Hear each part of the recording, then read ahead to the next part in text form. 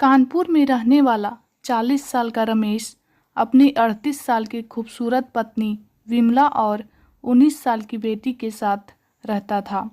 Ramesh jewellery की दुकान चलाता था, अच्छा पैसा कमा लेता था, लेकिन रमेश की पत्नी विमला एक आशिक मिजाज महिला थी। वह काफ़ी कम उम्र में ही सब काम कर चुकी थी और कई घाटों का पानी पी चुकी थी, लेकिन शादी के बाद पति का सुख न मिलने से उनकी जिंदगी पूरी तरह से निराश हो चुका था।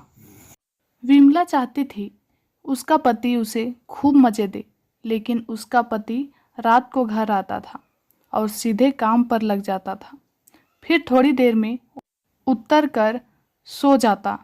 विमला कई सालों तक अपने मन मुताबिक सुख से वंचित रही। आखिर में उसका सब्र बांध टूटने लगा। उसकी निगाहें एक ऐसे शख्स को ढूंढने लगी जो ढंग से उसको सुख दे सके।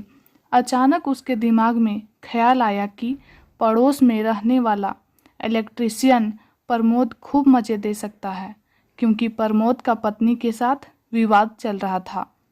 उसकी पत्नी पिछले 10 महीने से मायके में रह रही थी। एक दिन दोपहर को विमला ने फ़ोन किया और बोली, देवर जी, पंखा खराब हो गया है, ठीक कर दो।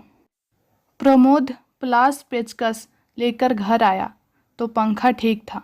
उसने बोला, भाभी जी, पंखा तो सही चल रहा है। तो विमला बोली कि देवर जी, पंखे का स्पीड बढ़ा दो, मुझे बहुत गर्मी लग रही है। प्रमोद बोला, भाभी जी, आपके पंखे में कोई गड़बड़ी नहीं है। तो वह साड़ी का पिल्लू गिराते हुए बोली, पता नहीं मुझे इतनी गर्मी क्यों लग रहा है। प्रमोद बोला, इसमें भाभी जी मैं क्या कर सकता हूँ। तो विमला बोली, अब इतनी भी मासूम मत बनो देवर जी, मन तुम्हारा भी कर रहा होगा। हम दोनों मिलकर जन्नत की सैर करते हैं। यह सुनकर प्रमोद घबरा गया। तब तक विमला नहीं उसे दबोच लिया और आगे बढ़ने लगी।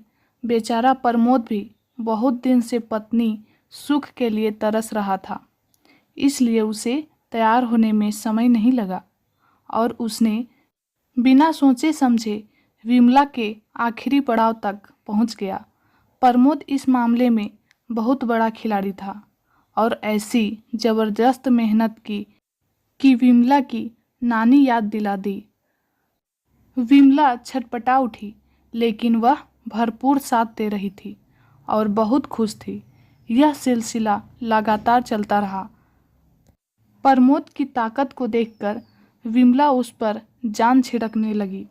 पति की दुकान और बेटी की स्कूल जाने के बाद विमला प्रमोद को बुला लेती थी, दरवाज़ा बंद करके खूब मजाक करती थी